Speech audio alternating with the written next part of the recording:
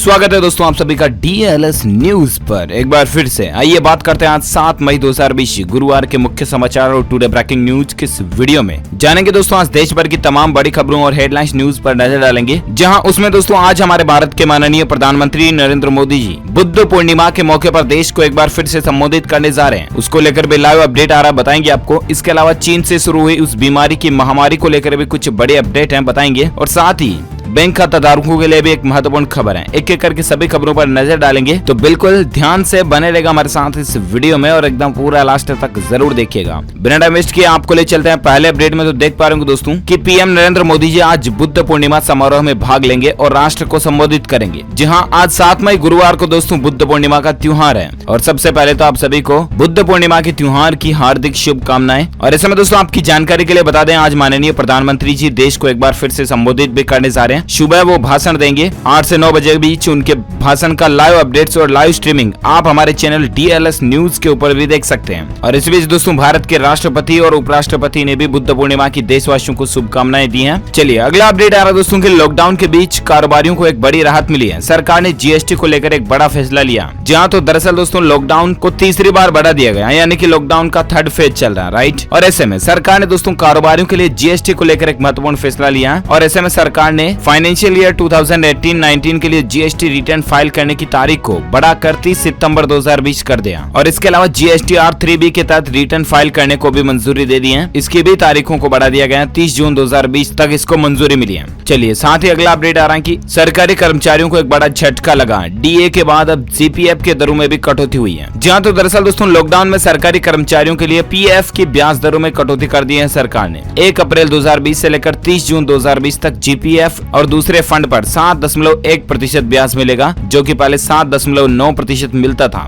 यानी कि 0.80% तक की कटौती जो है GPF इंटरेस्ट रेट पर सरकारी कर्मचारियों के लिए गवर्नमेंट ने कर दिया। चलिए अगला अपडेट आ रहा दोस्तों कि हुंडई कंपनी ने एक नई स्कीम लॉन्च की है। अगर आप हुंडई की कार खरीदते हो और आपकी नौकरी चली जाती है ना, तो आपकी कार की 3 महीने तक की EMI यानी कि 3 महीने की किस्त जो है वो कंपनी भरेगी। जी हाँ, देश की दूसरी सबसे बड़ी कार निर्माता कंपनी हुंडई ने बुधवार को एक नई स्कीम लॉन्च की और इसके तहत दोस्तों नौकरी जाने पर आपके कार की 3 महीने की मासिक किस्त EMI खुद कंपनी जमा करेगी। चलिए साथ ही अगली खबर टेक्नोलॉजी को लेकर देख सकते हैं दोस्तों कि जूम मीटिंग और वेबिनार को मिलेगा पासवर्ड प्रोटेक्शन। 9 मई से फ्री और 30 मई से एजुकेशन और एंटरप्राइज अकाउंट पर यह सुविधा लागू होने जा रही है। वीडियो कॉन्फ्रेंसिंग एप्लीकेशन जूम के बारे में दोस्तों हाल ही में आपने काफी बातें भी सुनी होगी कि ये डेटा वगैरह लीक करती हैं वगैरह वगैरह। तो ऐसे में इन एप्स को प्रोटेक्ट यानी कि सुरक्षित करने के लिए अब इसमें आपको पासवर्ड प्रोटेक्शन फीचर मिलने जा रहा है। जूम के वर्जन 5 से अबव के वर्जन में आपको ये फीचर मिलेगा। और साथ ही टेक्नोलॉजी के तहत एक और अपडेट देख सकते हैं दोस्तों कि माइक्रोसॉफ्ट टीम्स में अब 250 पार्टिसिपेंट्स के साथ एक साथ वीडियो कॉन्फ्रेंसिंग कर पाएंगे, लेकिन ये सुविधा सिर्फ पेड प्लान में ही मिलेगी। जहां दोस्तों अगर आप किसी अपने बिजनेस के पर्पज से एक साथ ज्यादा लोगों की वीडियो स्ट्रीमिंग करना चाहते हैं ना, तो अब माइक्रोसॉफ्ट टीम्स सॉफ्टवेयर के अंदर आपको ये सुविधा मिलने जा रही है। 250 से भी ज्यादा पार्टिसिपेंट्स तक आप लाइव वीडियो कॉन्फ्रेंसिंग कर सकते हैं, लेकिन पेड वर्जन के साथ में। फ्री वर्जन में आप 20 के साथ में एक साथ वीडियो कॉन्फ्रेंसिंग कर सकते हैं। चलिए साथ ही अगला अपडेट आ रहा है अंतरिक्ष से जुड़ी कुछ खबरें आप देख सकते हैं दोस्तों कि नासा के नए रोवर में लगी हैं खास तरह की आंखें जो कि मंगल ग्रह पर रिसर्च करने में काम आएगी। तो दरअसल दोस्तों नासा ने अपने मंगल अभियान को लेकर कुछ तस्वीरें साझा की हैं और इस साल जुलाई के महीने में दोस्तों नासा जो है वो अपना मंगल मिशन लॉन्च करने जा रहा है। इस रोवर में कुछ खास चीजें हैं, लेकिन उसका मास्ट कैम जेड रोवर की आंखों का काम करेगा, यानी कि खास सेंसर दोस्तों इस रोवर की आंखों की जगहों पर लगाए गए हैं। इसके अलावा अंतरिक्ष को लेकर एक और खबर देख सकते हैं कि गुरु के उपग्रह यूरोपा में हो सकते हैं ऑक्टोपस जैसे जीव। वैज्ञानिकों ने इस तरह का दावा किया।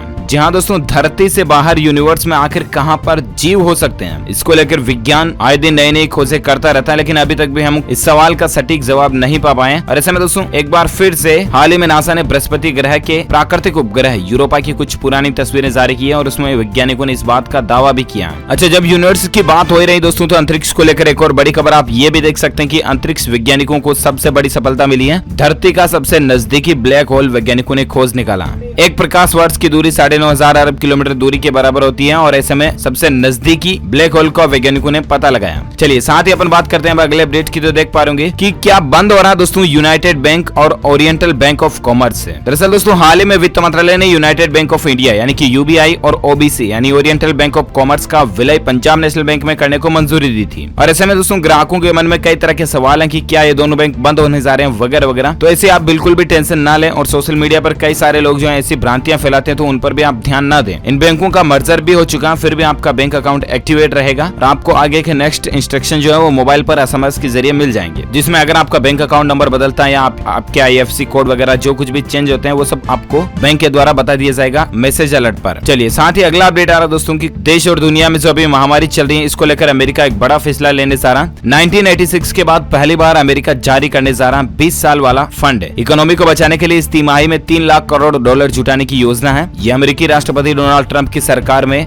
बड़ा फैसला लेने जा रहा अमेरिका देश के लिए। और साथ ही अगला अपडेट है दोस्तों की लॉकडाउन 3 को लेकर नितिन गडकरी ने कहा कि जल्द ही शुरू हो सकता है पब्लिक ट्रांसपोर्ट का संचालन। जी हाँ दोस्तों, देश भर में जोन आधारित कारोबारी गतिविधियों की छूट दिए जाने के बाद जल्द ही आवागमन के साधन भी बहाल हो सकते हैं, क्योंकि केंद्रीय सड़क परिवहन और राजमार्ग मंत्री नितिन गडकरी ने कहा कि सरकार सोशल डिस्टेंसिंग का पालन करते हुए सार्वजनिक परिवहनों के संचालन के लिए दिशा निर्देश भी तैयार कर रही है। चलिए साथ ही अगला अपडेट आ रहा दोस्तों की गुजरात में अहमदाबाद प्रशासन की तरफ से एक बड़ा फैसला लिया गया और आज से दूध और दवा की दुकानों को छोड़कर सब कुछ बंद रहने वाला है वापस 15 मई की शाम तक। यहाँ पर दोस्तों केंद्र की कुछ ढील दी गई थी, लेकिन बढ़ते मामलों को देखते हुए अब अहमदाबाद में 15 तारीख तक वापस सारी दुकानें बंद रहेंगी। और साथ ही अगला अपडेट है कि 12 देश हजारों भारतीय 7 दिन जल नभ सहित दोस्तों भारत ऐसे चलाने जा रहा दुनिया का सबसे बड़ा घर वापसी मिशन। जी हाँ दोस्तों, लॉकडाउन के दौरान देश में जगह जगह फंसे मजदूरों को घर ले जाने के लिए श्रमिकों की स्पेशल ट्रेनों को चलाने के बाद अब सरकार गुरुवार से ही विदेश में हमारे जो भारतीय भाई लोग फंसे हुए हैं ना उनको घर वापस लाने के लिए एक नया अभियान नहीं दोस्तों महाअभियान चलाने जा रही है और इसका नाम होगा घर वापसी महाअभियान मिशन। पहले दोस्तों 7 दिनों में 12 देशों से करीब 15,000 भारतीयों को स्पेशल फ्लाइट से लाया जाएगा। इस महाअभियान को वंदे भारत मिशन नाम दिया गया। इसके अलावा दोस्तों देश की नेवी को भी इस महाअभियान में उतारा गया। मालदीव से 1000 भारतीयों को लाने के लिए इंडियन नेवी ने मंगलवार को ही समुद्र सेतु अभियान लॉन्च कर दिया। यानी कि दोस्तों सरकार विदेशों में फंसे भारतीयों को लाने के लिए नभ और जल के रास्ते एक बड़ा अभियान चलाने जा रही है। ये इंडियन गवर्नमेंट की एक नई प्लानिंग है। और साथ ही अगला अपडेट देख पा रहे कि WHO ने इस बीमारी से बचाव के लिए एक रामबाण इलाज बताया। जहां WHO यानी कि विश्व स्वास्थ्य संगठन के महानिदेशक टेड्रोस अधनोम घेब्रेयेसस ने पूरी दुनिया से एकजुट होकर इस बीमारी को पराजित करने का आह्वान किया। उन्होंने जोर दिया कि एकता ही इस बीमारी का एक रामबाण इलाज है। एकता तो रखनी है हमें, लेकिन दोस्तों सोशल डिस्टेंसिंग भी जरूर बनाए रखनी है, ध्यान रखिएगा। और साथ ही नेक्स्ट अपडेट देख पा रहे कि अब उत्तर प्रदेश की योगी आदित्यनाथ सरकार ने भी पेट्रोल डीजल के दाम बढ़ा दिए, शराब को भी महंगा कर दिया। जी हाँ दोस्तों, यूपी में पेट्रोल की कीमतों में 2 रुपए की बढ़ोतरी हुई, डीजल में 1 रुपए की बढ़ोतरी हुई। वहीं उत्तर प्रदेश में शराब में देसी शराब पर 5 रुपए बढ़े, अंग्रेजी शराब में 180 ml पर 10 रुपए की बढ़ोतरी हुई, 20 रुपए 30 रुपए तक की बढ़ोतरी भी बोतलों पर की गई है। चलिए साथ ही अगला अपडेट आ रहा है कि हाइड्रोक्सीक्लोरोक्विन दवाई के बाद अब सैनिटाइजर के निर्यात पर भी मोदी सरकार ने प्रतिबंध लगा दिया। यानी कि सैनिटाइजर भी अब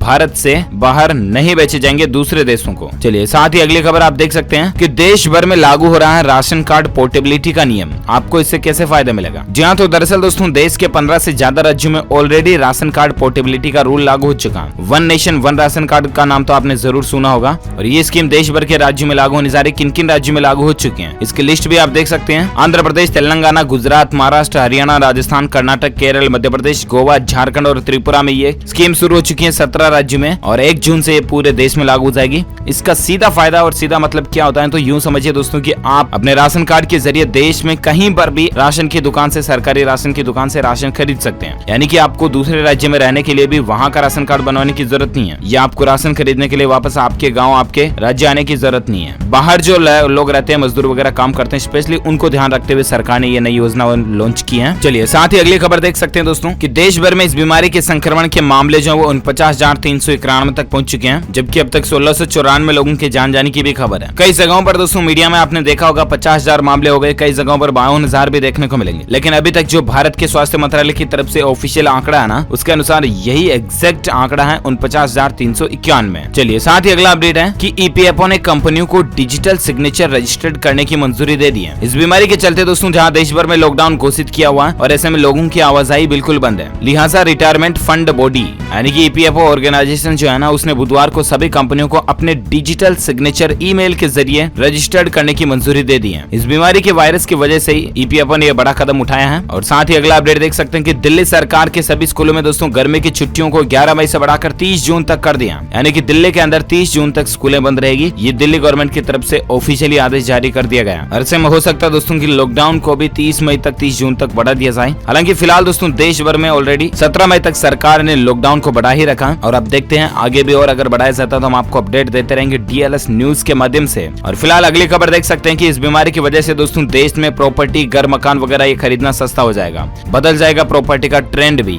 यह हाल ही में एक ताजा रिपोर्ट नाइट फ्रैंक की रिपोर्ट के अनुसार सर्वे सामने निकल कर आ रहा। और साथ ही अगला अपडेट देख सकते हैं कि इस बीमारी की दवा को खोजने की रेस और ज्यादा तेज हो चुकी है। प्रधानमंत्री नरेंद्र मोदी ने वैक्सीन तैयार कर रहे वैज्ञानिकों का एक जायजा भी लिया है। और दोस्तों हमारे देश में भारत में करीब 30 अलग अलग जगहों पर अलग अलग चरणों में इस वैक्सीन का ट्रायल चल रहा है। कुछ जगहों पर ट्रायल भी शुरू हो चुका। ये राहत की बात है कि भारत के वैज्ञानिक भी दिन रात एक करके जी जान से इस बीमारी के वायरस की दवा, टीका विकसित करने में लगे हुए हैं। और अब देखते हैं आखिर कब तक कौन सा देश ये दवाई सबसे पहले बनाता है। हालांकि हाल ही में आपको पता होगा इजराइल वगैरह ने ये दावा भी किया था, लेकिन WHO की तरफ से जब तक ऑफिशियल रिपोर्ट नहीं आ जाती सब दावे खोखले हैं। और एक अपडेट देख सकते हैं दोस्तों की फाइजर कंपनी ने भी इस बीमारी के वैक्सीन का ट्रायल शुरू कर दिया। अगर सफल रहा तो इसी महीने तक बाजार में ये दवाई उपलब्ध होने की संभावना भी है। चलिए फिलहाल अगले अपडेट में बात करें आज के मौसम समाचार को लेकर कुछ खबरें आप देख पा रहे। हिमाचल में दोस्तों मौसम ने करवट ली है। मंडी में तूफान वगैरह देखे गए, बारिश के साथ कई जगहों पर ओले भी हुए। हिमाचल के अंदर लाहौल में भारी बर्फबारी भी हुई। इसी बीच दोस्तों अगले 24 घंटों के दौरान मौसम पूर्वानुमान की अगर बात करें ना तो बड़ी खबर आप देख पा रहे